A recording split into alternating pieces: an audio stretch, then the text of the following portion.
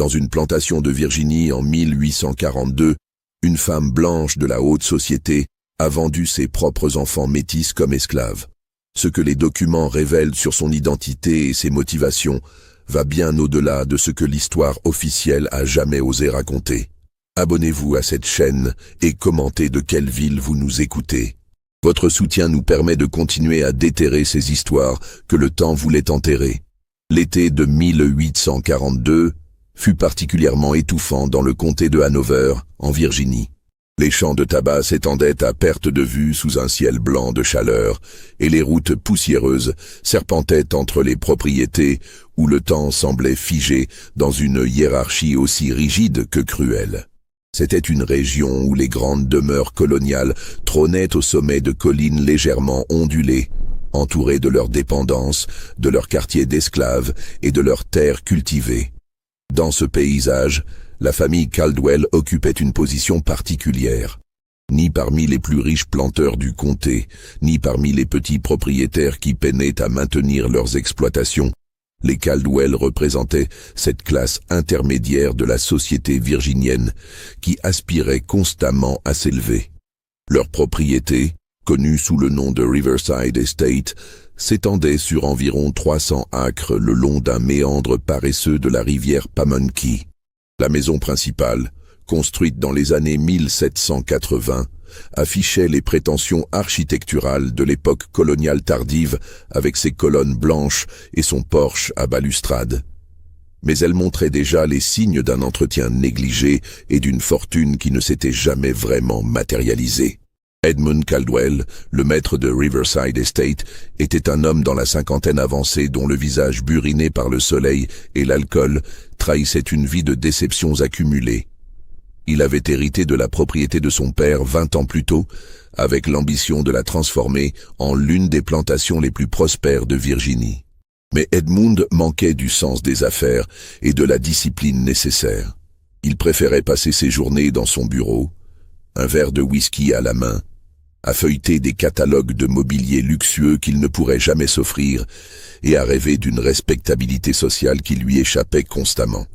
Sa femme, Virginie Caldwell, née Hartwell, venait d'une famille autrefois influente de Richmond dont la fortune s'était évaporée pendant la panique financière de 1819.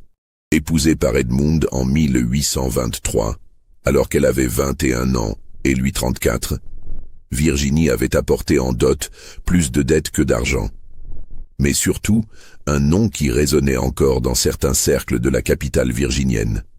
C'était une femme d'une beauté froide et stricte, aux cheveux châtain clair toujours tirés en un chignon serré, aux lèvres minces qui semblaient n'avoir jamais connu le sourire spontané, et aux yeux gris-bleus d'une dureté cristalline. Elle mesurait sa respectabilité sociale à l'aune des invitations qu'elle recevait pour les bals et les réceptions. Et chaque refus, chaque légère indifférence d'une famille plus établie, la blessait comme une lacération profonde. Le couple avait eu 3 enfants légitimes. L'aîné, Edmund Jr., était parti faire des études à l'université de Virginie et ne revenait à Riverside Estate que pour de brèves visites pendant lesquelles il affichait ouvertement son mépris pour la gestion désastreuse de son père. La fille cadette, Catherine, avait été mariée à 18 ans à un marchand de Norfolk, un mariage qui avait coûté à Edmund la majeure partie de ses économies en dot. Le benjamin, Thomas, n'avait que 12 ans en 1842 et grandissait dans une maison où régnait une tension permanente, silencieuse et suffocante. La vie à Riverside Estate suivait les rythmes prévisibles de toutes les plantations de Virginie. Les esclaves, au nombre d'une quarantaine environ, travaillaient dans les champs de tabac de l'aube au crépuscule sous la surveillance de Benjamin Fletcher, un contremaître blanc au caractère brutal qui compensait son manque de compétences agricoles par une cruauté excessive. La maison principale était entretenue par une poignée d'esclaves domestiques qui vaquaient à leurs tâches dans un silence craintif, évitant d'attirer l'attention de leur maîtresse, dont les sautes d'humeur étaient aussi imprévisibles que redoutées. Mais sous cette surface de normalité esclavagiste se cachait un secret qui allait progressivement émerger au cours de l'été 1842. Un secret qui impliquait directement Virginie Caldwell et qui révélait des profondeurs de cruauté que même cette société habituée à la violence systémique de l'esclavage trouvait difficile à concevoir. Ce secret concernait des enfants. Des enfants nés à Riverside Estate, mais dont l'existence même était niée, effacée, transformée en marchandise. Tout commença véritablement à se dévoiler le 23 juillet 1842, lorsqu'un marchand itinérant nommé Joshua Pemberton arriva à la plantation avec sa charrette remplie de tissus, de rubans et de divers articles. Pemberton, un homme d'une cinquantaine d'années au visage hâlé et aux manières affables, connaissait pratiquement toutes les familles du comté de Hanover. Son commerce lui donnait accès à des informations que peu d'autres possédaient, et il avait développé au fil des années une mémoire exceptionnelle pour les visages, les noms et les liens familiaux complexes qui tissaient la société virginienne. Alors qu'il présentait ses marchandises à Virginie Caldwell sur le porche de la maison principale, son regard fut attiré par une jeune esclave d'environ 14 ans qui transportait un panier de linge. La fille avait une apparence qui le fit s'arrêter net au milieu de sa phrase. Sa peau était d'un brun doré clair, ses cheveux formaient des boucles souples, et surtout, ses traits du visage présentaient une ressemblance troublante avec ceux de Virginie Caldwell elle-même. Les mêmes pommettes hautes et anguleuses, la même forme des yeux, le même nez fin et droit. C'était comme voir une version plus jeune et plus sombre de la maîtresse de maison. Pemberton était un homme d'affaires prudent qui avait appris à garder ses observations pour lui-même, surtout dans le Sud, d'avant la guerre civile, où les questions raciales étaient aussi explosives qu'un baril de poudre. Il détourna rapidement son regard et continua sa présentation. Mais l'image de la jeune fille s'était gravée dans son esprit. Quelque chose dans cette ressemblance le troublait profondément. Non pas parce que les relations entre maîtres blancs et esclaves étaient rares, elles étaient au contraire tristement communes, mais parce qu'il avait rarement vu une ressemblance aussi frappante, et surtout entre une esclave et une femme blanche plutôt qu'un homme blanc. Virginie avait remarqué le regard du marchand. Ses yeux gris-bleus s'étaient rétrécis imperceptiblement, et sa voix avait pris une tonalité glaciale lorsqu'elle avait congédié la jeune esclave d'un geste brusque. La fille avait disparu immédiatement, marchant rapidement vers les quartiers des esclaves sans lever les yeux. Pemberton avait conclu sa transaction aussi vite que possible, refusant l'habituelle invitation à prendre un rafraîchissement, et avait quitté Riverside Estate avec un sentiment de malaise qu'il ne parvenait pas à définir clairement. Pemberton fit ensuite un arrêt chez les Thornbury, une famille de planteurs qui possédait une propriété voisine à environ 10 miles de Riverside Estate. Martha Thornbury, la matriarche de 65 ans, était connue pour sa langue acérée et sa mémoire encyclopédique des scandales et des secrets de la région.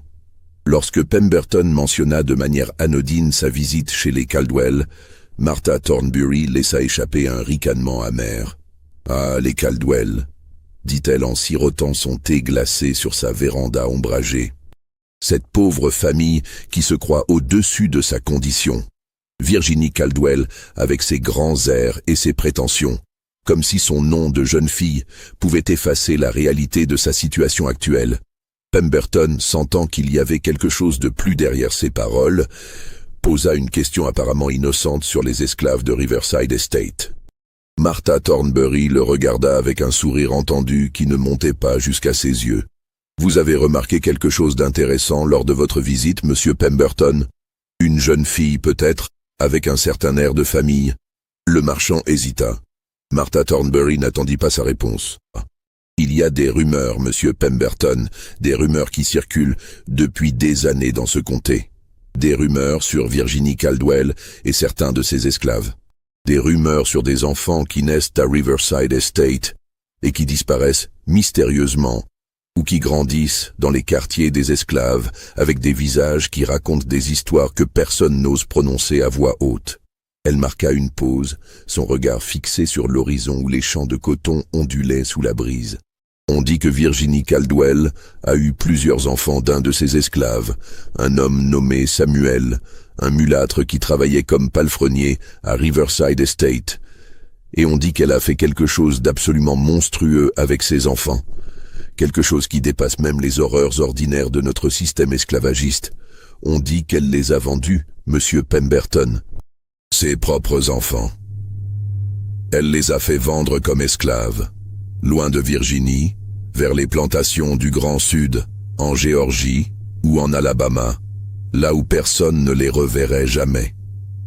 Et ceux qui restent à Riverside Estate, elle les garde comme esclaves domestiques, niant tout lien de sang, les traitant avec une cruauté qui fait frémir même les autres planteurs. Pemberton quitta la propriété des Thornbury profondément troublé. Dans les jours qui suivirent, il ne put s'empêcher de partager ce qu'il avait appris avec d'autres marchands et connaissances. Les rumeurs commencèrent à se propager plus largement, se transformant en un murmure collectif qui atteignit finalement les oreilles de personnes qui avaient le pouvoir et la motivation d'enquêter plus profondément. Pour comprendre pleinement comment Virginie Caldwell en était arrivée à commettre des actes d'une telle monstruosité, il faut remonter à près de 20 ans en arrière, aux premières années de son mariage avec Edmund Caldwell. Lorsque Virginie était arrivée à Riverside Estate en tant que jeune mariée de 21 ans en 1823, elle avait découvert une réalité bien différente des promesses que lui avait faites son mari. La plantation n'était pas aussi prospère qu'Edmund l'avait prétendu. La maison principale avait besoin de réparations importantes et la position sociale des Caldwell dans le comté était loin d'être aussi élevée que Virginie l'avait espéré. Pire encore, Virginie s'était rapidement rendu compte qu'Edmund était un homme faible, indécis, plus intéressé par le whisky et les rêveries que par la gestion effective de sa propriété. Les premières années de leur mariage furent marquées par des déceptions constantes. Les réceptions auxquelles Virginie espérait être invitée ne se matérialisaient pas, ou alors elle recevait des invitations de dernière minute, clairement formulées par politesse plutôt que par réel désir de sa présence. C'est dans ce contexte de frustration croissante et d'isolement social que Virginie fit la connaissance de Samuel en 1826. Samuel était un esclave appartenant à Edmund Caldwell, un mulâtre d'environ 25 ans, qui travaillait comme palefrenier et s'occupait des chevaux de la plantation. Il avait été acheté quelques années plus tôt, lors d'une vente aux enchères à Richmond, et il se distinguait par son intelligence évidente et sa capacité à lire et à écrire, compétence rare parmi les esclaves et techniquement illégale en Virginie à cette époque. Samuel avait une apparence qui attirait les regards. Sa peau était d'un brun clair doré, ses traits étaient fins et réguliers, et il se mouvait avec une grâce naturelle. Edmund Caldwell, dans son indifférence chronique à la gestion quotidienne de sa plantation, avait progressivement permis à Samuel d'assumer des responsabilités qui dépassaient largement celles d'un simple palefrenier. Samuel gérait les comptes des écuries, négociait les achats de fourrage et servait même occasionnellement de messager pour transporter des lettres et des documents entre Riverside Estate et Richmond. C'est au cours de ces tâches que Samuel entrait régulièrement en contact avec Virginie. Au début, leurs interactions étaient strictement fonctionnelles et respectaient les codes rigides qui gouvernaient les relations entre maîtres et esclaves dans le Sud. Mais progressivement, au fil des mois et des années, quelque chose de plus complexe émergea entre eux. Virginie, isolée dans un mariage sans amour et dans une société qui la rejetait subtilement, commença à voir en Samuel quelqu'un avec qui elle pouvait avoir des conversations qui allaient au-delà des banalités superficielles. La relation entre Virginie et Samuel franchit une ligne interdite pendant l'été de 1828. Edmund Caldwell était parti pour Richmond pour une période de plusieurs semaines, tentant de négocier un prêt pour éviter la saisie d'une partie de ses terres. Virginie se retrouva seule à Riverside Estate avec le jeune Thomas, qui n'était alors qu'un nourrisson. C'est dans ce contexte de solitude et de frustration accumulée que la relation entre Virginie et Samuel devint physique. Ce qui se passa exactement entre eux demeure enveloppé dans le secret et l'ambiguïté. Était-ce une relation consensuelle entre deux personnes isolées qui trouvaient du réconfort l'une dans l'autre? Ou était-ce une situation où Virginie, en position de pouvoir absolu, avait contraint Samuel à une relation qu'il ne pouvait refuser sans risquer sa vie? La vérité se situe probablement dans cette zone grise terrible qui caractérisait tant de relations entre maître et esclave, où la notion même de consentement devenait pratiquement impossible à définir étant donné l'inégalité totale du pouvoir. Ce qui est certain, c'est que leur relation se poursuivit de manière intermittente pendant plusieurs années. Et ce qui est également certain, c'est que Virginie tomba enceinte de Samuel à au moins 5 reprises entre 1829 et 1838. La première de ces grossesses fut découverte par Virginie avec un mélange de terreur et de déni. Elle savait parfaitement qui était le père de l'enfant qu'elle portait. Et elle savait également que la naissance de cet enfant métis représenterait la destruction complète de sa réputation sociale. Edmund Caldwell était absent lors de la première grossesse également. Virginie cacha sa grossesse aussi longtemps que possible, portant des vêtements amples et évitant les rares occasions sociales. Lorsque le moment de l'accouchement arriva en mars 1830, Virginie fit venir une sage-femme esclave nommée Ruth, une femme âgée qui avait aidé à mettre au monde des dizaines d'enfants dans le comté. L'accouchement eut lieu dans une petite cabane située à l'écart de la maison principale. Et lorsque l'enfant naquit, une petite fille à la peau clairement métisse, Virginie regarda le nourrisson avec une expression que Ruth décrirait plus tard comme un mélange d'horreur et de haine glaciale. Ce qui se passa ensuite fut le début d'un schéma qui se répéterait plusieurs fois. Virginie garda l'enfant caché pendant les premières semaines, le faisant nourrir par Ruth et d'autres femmes esclaves. Puis, lorsque Edmund revint à Riverside Estate, Virginie lui présenta l'enfant comme la fille d'une esclave décédée en couche, une orpheline que Virginie avait décidé, dans un supposé geste de charité chrétienne, de garder pour être élevée comme esclave domestique. Edmund, dans son indifférence caractéristique, accepta cette explication sans poser de questions. L'enfant, que Virginie nomma simplement Lucie sans lui donner de nom de famille, fut donc élevé dans les quartiers des esclaves, destiné dès sa naissance à une vie de servitude. Les grossesses suivantes se déroulèrent selon un schéma similaire. Il y eut en tout 5 enfants nés de la relation entre Virginie et Samuel. Lucie en 1830, un garçon nommé Jacob en 1832, une autre fille nommée Sarah en 1834, un garçon nommé Daniel en 1836, et finalement une dernière fille nommée Rebecca en 1838. À mesure que ces enfants grandissaient dans les quartiers des esclaves de Riverside Estate, leur ressemblance avec Virginie Caldwell devenait de plus en plus évidente pour quiconque les regardait avec attention. C'était particulièrement frappant chez les filles Lucie et Sarah, qui avaient hérité des traits distinctifs de leur mère, les pommettes hautes, la forme du nez, la structure du visage. Samuel, le père de ces enfants, était parfaitement conscient de leur existence et de leur véritable identité. Mais il était piégé dans une situation impossible. Il ne pouvait reconnaître publiquement ses enfants comme les siens sans se condamner à mort. En Virginie, une relation sexuelle entre un homme noir et une femme blanche était considérée comme un crime capital punissable par la pendaison. Alors Samuel observait de loin, voyant ses fils et ses filles grandir dans l'esclavage, sachant qu'ils étaient sa chair et son sang, mais incapable de leur offrir la moindre protection paternelle. Virginie, de son côté, traitait ses enfants avec une froideur qui glaçait le sang de ceux qui en étaient témoins.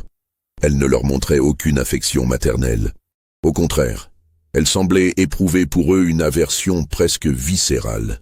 Elle les appelait par leurs prénoms avec un ton cassant, leur donnait les tâches les plus humiliantes et ne tolérait aucune erreur de leur part.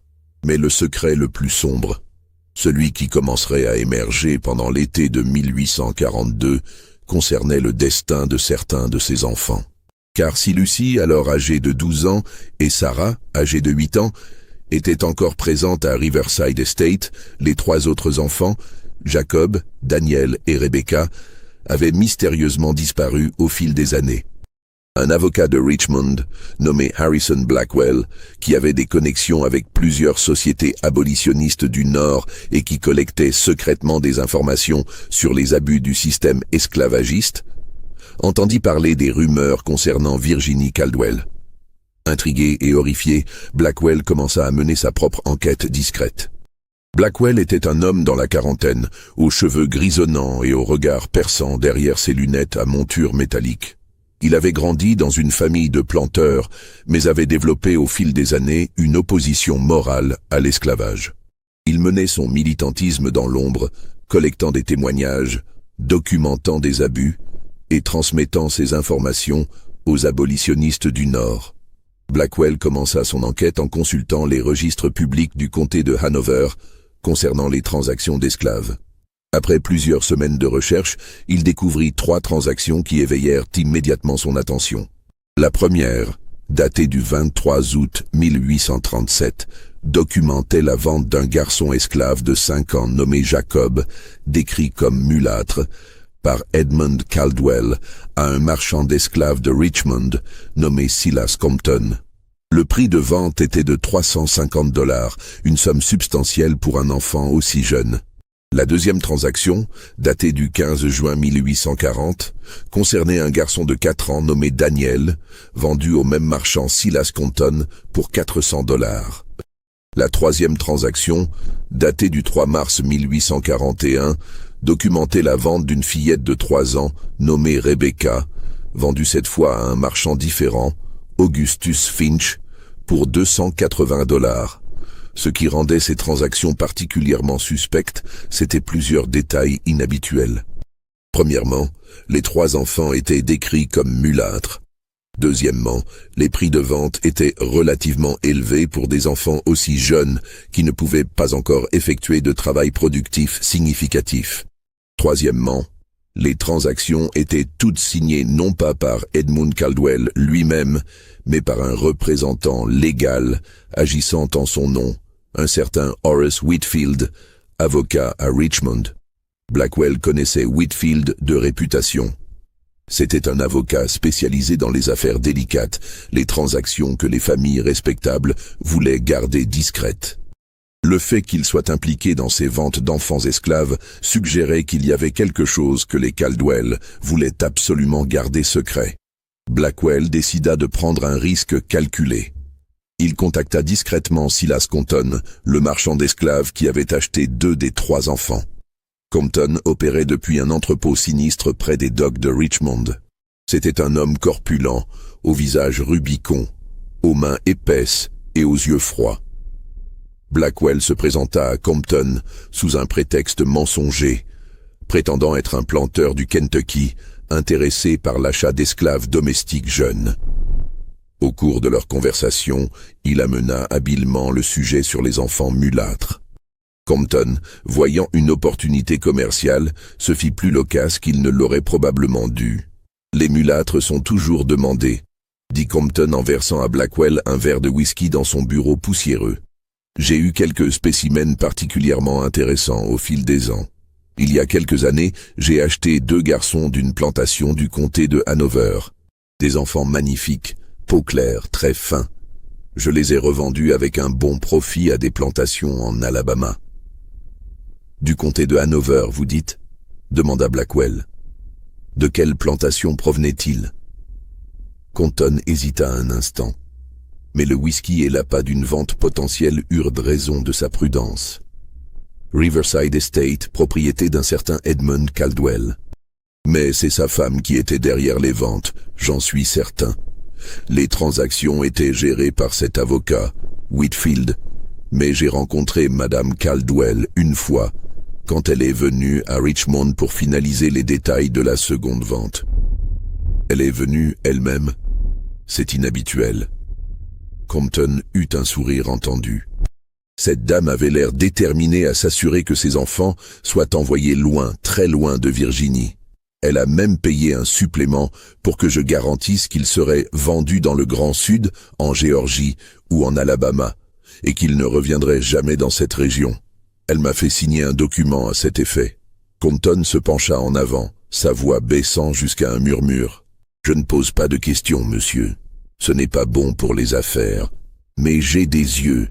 Ces enfants, ils avaient une ressemblance frappante avec Madame Caldwell elle-même. Même couleur d'yeux, même trait du visage. Blackwell quitta l'entrepôt de Compton avec une nausée au creux de l'estomac, mais aussi avec des informations cruciales. Il avait maintenant la confirmation que Virginie Caldwell avait personnellement orchestré la vente de ses enfants, qu'elle avait pris des mesures extraordinaires pour s'assurer qu'ils soient envoyés loin de Virginie. Mais Blackwell savait qu'il avait besoin de plus que le témoignage d'un marchand d'esclaves. Il avait besoin de témoignages directs de personnes qui avaient vécu à Riverside Estate. Il avait développé au fil des années un réseau de contacts parmi les esclaves et les affranchis de Richmond. L'un de ces contacts était un homme affranchi nommé Elijah Patterson, un ancien esclave qui opérait maintenant une petite entreprise de livraison à Richmond. Blackwell contacta Elijah et lui expliqua ce dont il avait besoin. Il voulait qu'Elijah trouve un moyen d'entrer en contact avec les esclaves de Riverside Estate, en particulier avec Samuel, le palefrenier, et avec Ruth, la sage-femme âgée. Elijah écouta attentivement, son visage grave reflétant la compréhension des dangers impliqués. « C'est extrêmement risqué, » dit Elijah. « Si je suis pris en train de parler aux esclaves d'une plantation pour poser des questions sur leur maîtresse, je pourrais être accusé d'incitation à la rébellion. Homme libre ou pas, je pourrais être fouetté, emprisonné, ou pire. »« Je le sais, Elijah, » répondit Blackwell. « Et je ne vous demanderai pas de prendre ce risque si je ne pensais pas que c'était d'une importance cruciale. Cette femme a vendu ses propres enfants en esclavage. Si nous pouvons documenter ce crime, cela pourrait servir à exposer les profondeurs de la dépravation morale du système esclavagiste. » Elijah réfléchit longuement, puis hocha lentement la tête. « Je le ferai. Pas pour vous, monsieur Blackwell, mais pour ces enfants, pour que leur histoire soit racontée. Si cette histoire vous donne des frissons, n'hésitez pas à liker et à commenter ce que vous pensez qu'il s'est réellement passé. » Au cours des semaines suivantes, Elijah mit en place un plan minutieux.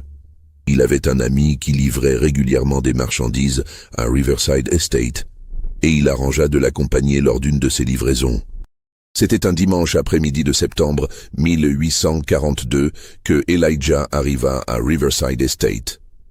Pendant que son ami gérait la livraison avec le contremaître Fletcher, Elijah réussit à s'éclipser discrètement vers les quartiers des esclaves. Il trouva Samuel assis à l'ombre d'un vieil orme, en train de réparer un harnais de cheval. Samuel leva les yeux à l'approche d'Elijah, son visage exprimant d'abord la surprise, puis la méfiance. « Je ne vous connais pas, » dit Samuel à voix basse, ses yeux balayant les alentours pour s'assurer que personne ne les observait. « Que voulez-vous ? » « Je m'appelle Elijah Patterson. Je suis un homme libre de Richmond. Je suis venu parce qu'il y a des questions qui doivent être posées, et vous êtes le seul qui puisse y répondre. » Samuel sentit un frisson de peur lui parcourir l'échine. Des questions sur quoi? Sur les enfants. Sur les enfants qui sont nés ici et qui ont disparu.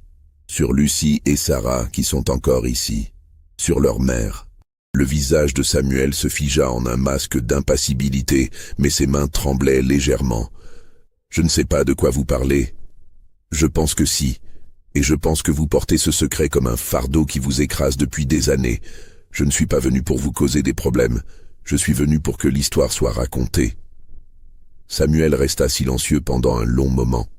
Puis, d'une voix si basse qu'Elijah dut se pencher pour l'entendre, il commença à parler. « Ils sont tous les 5 mes enfants. Lucy, Jacob, Sarah, Daniel, Rebecca, nés entre 1830 et 1838. Leur mère est Virginie Caldwell. » Les mots tombèrent comme des pierres dans un puits profond.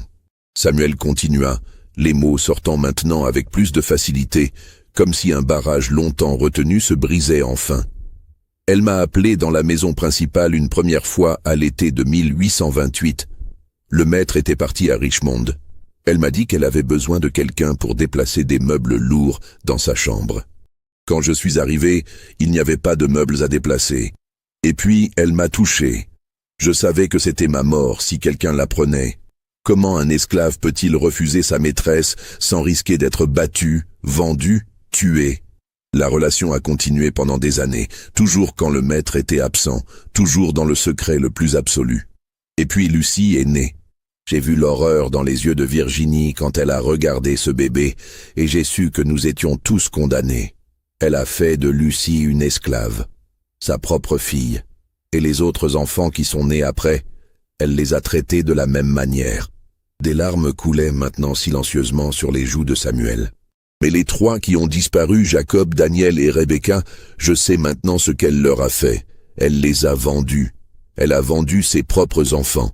Je les ai vus partir, emportés par des marchands, et je ne les ai jamais revus. Lucie et Sarah sont encore ici parce qu'elles sont des filles et qu'elle peut les garder comme esclaves domestiques. Mais les garçons grandissaient et commençaient à ressembler de plus en plus à des personnes libres. Leur peau était trop claire, leurs traits trop fins. Ils posaient un risque constant de révéler le secret. Alors, elle s'en est débarrassée.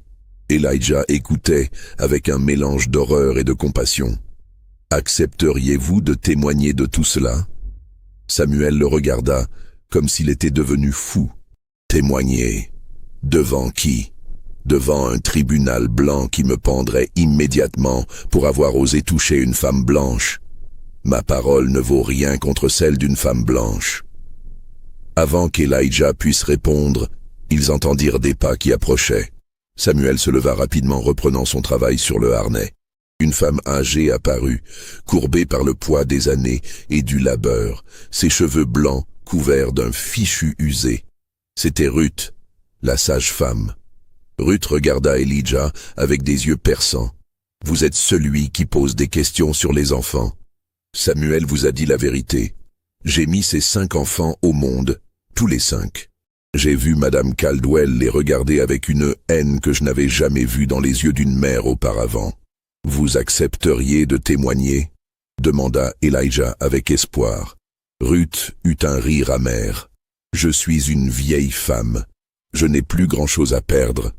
Mais mon témoignage ne changerait rien. Les maîtres blancs protègent toujours les leurs, peu importe les crimes qu'ils commettent. Mais si vous pouvez trouver un moyen de me faire sortir d'ici, de me conduire quelque part en sécurité, je parlerai. » C'était un moment décisif. Elijah savait qu'aider une esclave à quitter une plantation sans permission était un crime grave. Mais il promit de trouver un moyen et quitta Riverside Estate peu après. Mais avant que ce plan puisse être mis en œuvre, les événements à Riverside Estate prirent une tournure dramatique. Le contremaître Benjamin Fletcher, qui avait toujours été un homme brutal et suspicieux, avait remarqué les conversations discrètes entre Samuel et d'autres esclaves. Le 28 septembre 1842, Fletcher surprit Samuel, en train de parler à voix basse avec Lucie dans les écuries. Il ne put entendre exactement ce qui se disait, mais il vit Samuel toucher doucement les cheveux de la jeune fille, dans un geste qui lui parut trop affectueux. Fletcher se précipita immédiatement chez Virginie Caldwell pour rapporter ce qu'il avait vu. Virginie reçut Fletcher dans le salon, son visage devenant de plus en plus pâle à mesure qu'il décrivait la scène. Quand il eut terminé, elle resta silencieuse pendant un long moment, ses mains serrant si fort les accoudoirs de son fauteuil que ses jointures blanchissaient. « Où est Samuel maintenant ?»« Dans les écuries, madame. Je dois lui parler. Seul. » Fletcher hésita, surpris, mais il hocha la tête et se retira. Virginie se dirigea vers les écuries, son esprit en tumulte. Elle savait que le secret qu'elle avait gardé pendant tant d'années était en train de se désagréger. Les rumeurs circulaient, des questions étaient posées. Elle devait prendre une décision drastique. Elle trouva Samuel dans l'ombre fraîche de l'écurie. À son approche, il se figea, son corps entier se tendant. Ils ne s'étaient pas retrouvés seuls ensemble depuis plusieurs années. « Samuel, nous devons parler. Des gens posent des questions, des marchands, des avocats. Ils demandent des informations sur les enfants, sur les ventes. Quelqu'un a parlé. Était-ce toi ?» Samuel la regarda droit dans les yeux, un acte audacieux pour un esclave. « Oui, j'ai parlé. » Virginie sentit le sol se dérober sous ses pieds. « Comment as-tu pu? Tu ne comprends pas ce que tu as fait? Cela nous détruira tous les deux. Ils te pendront. Je suis déjà mort, répondit Samuel avec une amertume tranquille. J'ai été mort depuis le jour où j'ai permis que cela commence entre nous. J'ai été mort chaque fois que j'ai regardé mes enfants grandir en esclaves et que je n'ai rien pu faire. J'ai été mort le jour où Jacob a été emporté, puis Daniel, puis Rebecca. J'ai fait ce que je devais faire, siffla Virginie, sa voix montant malgré elle. Tu penses que j'avais le choix? Si la vérité était révélée, je serais ruiné, ostracisé, peut-être même attaqué par la foule. Mes enfants légitimes seraient déshonorés. Je devais protéger ma position, ma famille, en vendant vos propres enfants, dit Samuel, sa voix tremblant de rage contenue. Lucie et Sarah sont encore ici, et vous les traitez comme de la vermine, comme si leur existence même vous dégoûtait. Elles sont votre chair et votre sang, tout autant qu'Edmund Jr., Catherine et Thomas. Mais pour vous, elles ne sont que des esclaves parce que leur peau n'est pas assez blanche. Tais-toi. Tu ne comprends pas les complexités de ma situation. Je comprends parfaitement. Je comprends que vous êtes une femme qui a choisi sa respectabilité sociale au-dessus de l'amour maternel. Je comprends que vous êtes capable d'une cruauté que même votre système esclavagiste trouve choquante. Et je comprends que vous vivez dans la terreur constante que votre secret soit révélé. Virginie le gifla.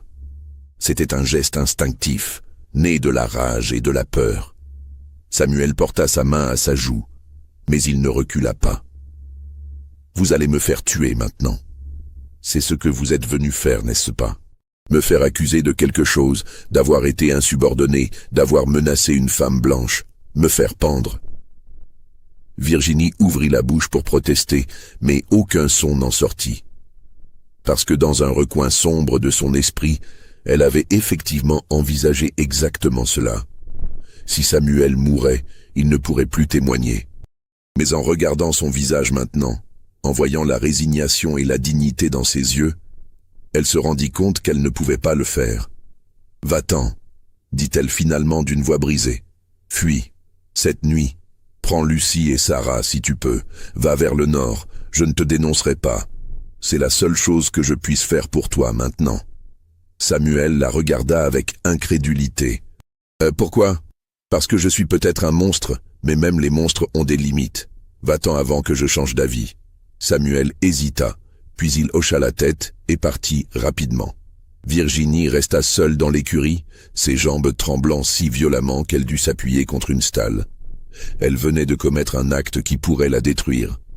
Aider un esclave à fuir était un crime grave, mais elle avait aussi, pour la première fois depuis de nombreuses années, fait quelque chose qui ressemblait vaguement à de la rédemption. Cette nuit-là, sous le couvert de l'obscurité, Samuel quitta Riverside Estate. Il réussit à emmener Lucie avec lui, mais Sarah était dans la maison principale et il n'y avait aucun moyen de la rejoindre sans risquer d'être découvert.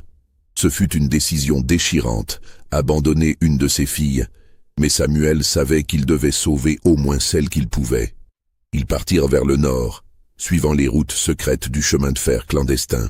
Le lendemain matin, lorsque la disparition de Samuel et Lucie fut découverte, Riverside Estate explosa en chaos. Fletcher voulait immédiatement organiser une chasse avec des chiens. Edmund Caldwell, tiré de son habituelle torpeur alcoolisée, ordonnait et contre-ordonnait dans une confusion totale. Mais Virginie intervint avec une fermeté étonnante. « Non, il n'y aura pas de chasse. Samuel et Lucie sont partis. Laissez-les partir. » « Mais, madame, protesta Fletcher, ce sont des esclaves fugitifs. J'ai dit non. Considérez-les comme perdus.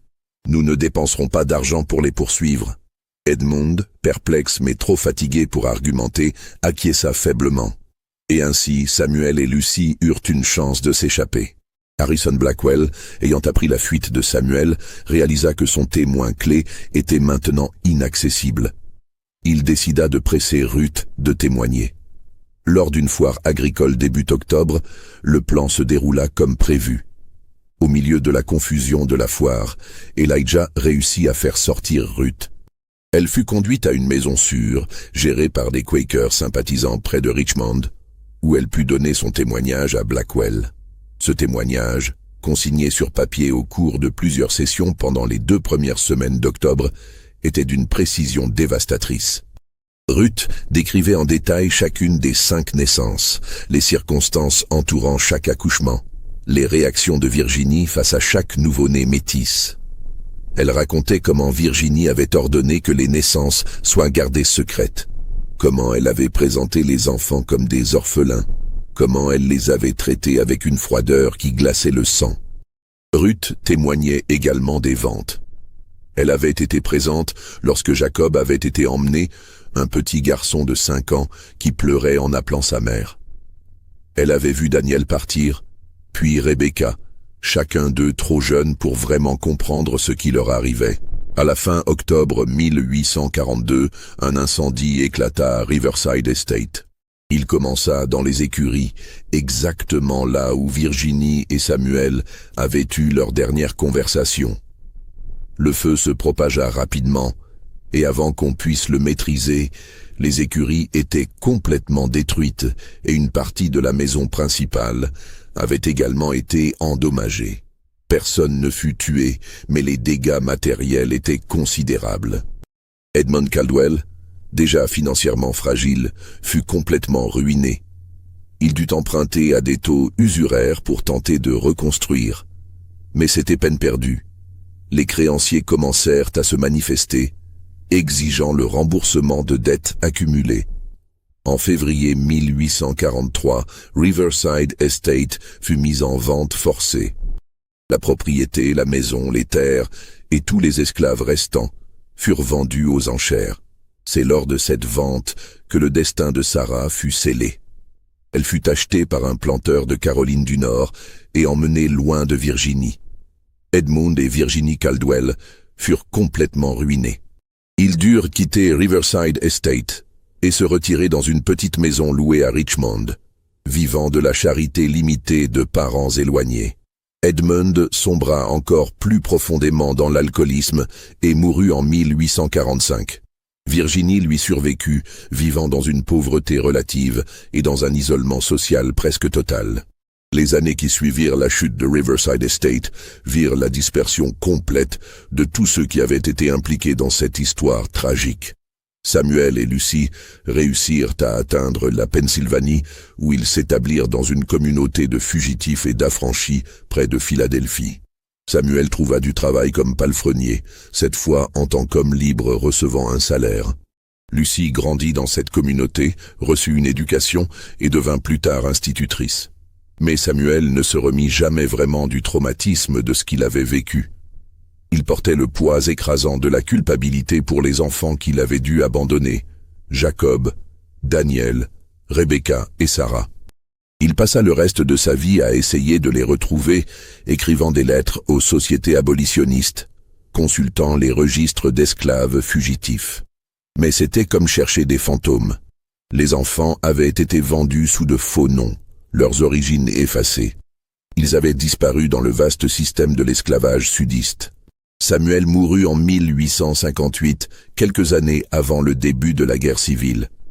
Lucy était à son chevet quand il partit, tenant sa main alors qu'il murmurait les noms de ses autres enfants comme une litanie, une prière, un acte final de mémoire et d'amour paternel. Ruth vécut le reste de ses jours dans la communauté Quaker qui l'avait accueillie. Elle ne retourna jamais en Virginie et ne revit jamais aucun des enfants qu'elle avait aidé à mettre au monde. Elle mourut paisiblement en 1851. Harrison Blackwell finalisa son document sur l'affaire Caldwell et le publia en 1843 sous le titre « Une mère esclavagiste, récit véridique d'une dame virginienne qui vendit ses propres enfants métis en esclavage ». Le pamphlet circula largement dans les cercles abolitionnistes du Nord et provoqua une onde de choc. Certains le considéraient comme une propagande exagérée, refusant de croire qu'une mère pourrait commettre de tels actes. D'autres le voyaient comme la preuve ultime de la corruption morale totale que l'esclavage produisait. Blackwell reçut des menaces de mort de sympathisants sudistes et dut quitter Richmond pour s'installer dans le Massachusetts, où il continua son travail abolitionniste jusqu'à la guerre civile. Il mourut en 1869, ayant vécu assez longtemps pour voir l'esclavage aboli. Quant à Virginie Caldwell, elle vécut jusqu'en 1866, survivant à la guerre civile qui détruisit le monde qu'elle avait connu. Elle passa ses dernières années dans une pauvreté croissante, vivant seule dans une chambre minuscule d'une pension de Richmond. Ses enfants légitimes avaient rompu tout contact avec elle, humiliés par les scandales et les rumeurs. Il existe un dernier document lié à cette histoire, une lettre écrite par Virginie quelques semaines avant sa mort, en janvier 1866. Cette lettre fut découverte après son décès parmi ses rares possessions.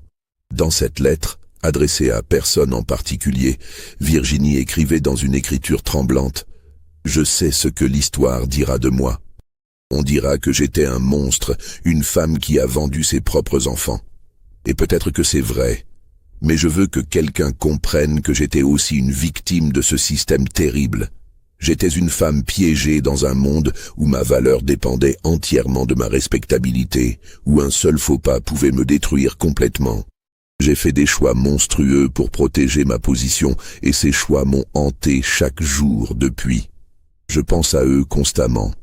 Jacob, Daniel, Rebecca. Je me demande où ils sont, s'ils sont encore en vie. Je me demande si Lucie a survécu à sa fuite, si Sarah est encore quelque part en Caroline du Nord. Je me demande s'ils me haïssent, et je sais qu'ils en ont le droit. Je ne cherche pas le pardon, je ne le mérite pas. Je veux seulement que quelqu'un sache que je me souviens d'eux, que je porte leurs souvenirs comme une pierre autour de mon cou. Le système esclavagiste détruit tout ce qu'il touche. Il détruit les esclaves, évidemment, mais il détruit aussi les maîtres. Il nous transforme en monstres, en créatures capables d'actes que nous n'aurions jamais imaginé pouvoir commettre. Il nous vole notre humanité tout en nous donnant l'illusion de la supériorité. Et à la fin, nous sommes tous perdus. Cette lettre offre un aperçu rare de l'esprit tourmenté de Virginie Caldwell dans ses derniers jours. Elle ne cherchait pas vraiment à s'excuser ou à demander pardon. Comment pourrait-on se pardonner d'avoir vendu ses propres enfants? Au lieu de cela, elle tentait d'expliquer, de contextualiser, de faire comprendre les pressions qui l'avaient poussée à faire ce qu'elle avait fait. Mais quelle que soit la complexité de ses motivations, le fait demeure qu'elle avait commis des actes d'une cruauté extraordinaire. Elle avait donné naissance à 5 enfants et les avait tous condamnés à l'esclavage. 3 d'entre eux, elle les avait activement vendus, s'assurant qu'ils soient envoyés loin où il ne pourrait jamais révéler son secret. Et que dire du destin final de ces 5 enfants? Lucie, comme nous l'avons vu, réussit à atteindre la liberté avec son père Samuel et construisit une vie dans le Nord. Mais qu'arriva-t-il aux 4 autres? La vérité est que nous ne savons pas avec certitude. Les archives sont fragmentaires, les documents incomplets ou perdus. Jacob, vendu à l'âge de 5 ans en 1837, fut acheté par Silas Compton, puis revendu à une plantation de coton en Alabama. Les registres suggèrent qu'il y travailla comme esclave domestique, puis comme travailleur de champ. Il y a une entrée dans un registre datant de 1854 qui mentionne un esclave nommé Jacob, âgé d'environ 22 ans, décrit comme mulâtre, qui tenta de s'échapper et fut capturé puis sévèrement puni. Daniel, vendu à 4 ans en 1840, disparaît presque complètement des archives. Il fut acheté par Compton et revendu en Géorgie, mais après cela, il n'y a pratiquement aucune trace de lui. C'était le sort de nombreux esclaves, surtout les enfants vendus jeunes, ils devenaient des fantômes dans les archives. Rebecca, la plus jeune, vendue à 3 ans en 1841, connut peut-être le sort le plus cruel. Elle fut achetée par Augustus Finch et apparemment revendue à une famille de Charleston. Il existe un testament daté de 1857 qui mentionne une esclave nommée Rebecca, décrite comme une servante de 19 ans, mais il est impossible de confirmer l'identité. Sarah, la dernière à être séparée, fut vendue lors de la vente aux enchères en février 1843. Elle avait 9 ans. Elle fut achetée par un planteur de Caroline du Nord.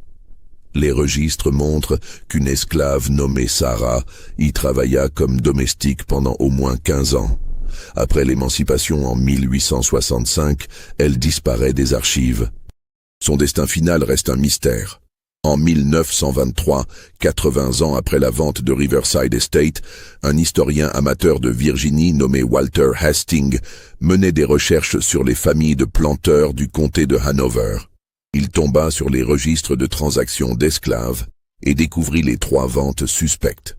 Intrigué, il retrouva finalement des traces de Lucy, ou plutôt de ses descendants. Lucy avait eu 3 enfants après avoir atteint la liberté, et ses petits-enfants vivaient encore dans la région de Philadelphie dans les années 1920. Hastings contacta l'un d'eux, une femme nommée Clara Henderson, alors âgée de 52 ans. Clara avait entendu des histoires fragmentaires de sa grand-mère Lucy, mais elle ne connaissait pas tous les détails. Lorsque Hastings lui raconta l'histoire complète, Clara pleura. Alors ma grand-mère avait des frères et sœurs. Elle m'a toujours dit qu'elle avait été séparée de sa famille quand elle était jeune, mais elle ne parlait jamais des détails. C'était trop douloureux. Maintenant je comprends pourquoi. Clara donna à Hastings un objet précieux, une petite boîte en bois que Lucy avait gardée toute sa vie. À l'intérieur se trouvait une mèche de cheveux châtain clair, attachée avec un ruban décoloré. Clara expliqua que Lucy lui avait dit que ses cheveux appartenaient à sa mère, sa véritable mère, et qu'elle les avait gardés comme seul lien physique avec une femme qu'elle avait à peine connue, mais qu'elle n'avait jamais pu oublier. Cette mèche de cheveux existe encore aujourd'hui. Elle est conservée à la Société historique de Virginie, accompagnée d'une plaque qui explique son origine. C'est un artefact étrange et troublant. Un lien physique entre Virginie Caldwell et sa fille Lucy, entre une mère qui avait vendu ses enfants et un enfant qui avait néanmoins conservé une mèche des cheveux de cette mère pendant toute sa vie. L'ancienne propriété de Riverside Estate n'existe plus aujourd'hui. Après sa vente, elle passa entre les mains de plusieurs propriétaires.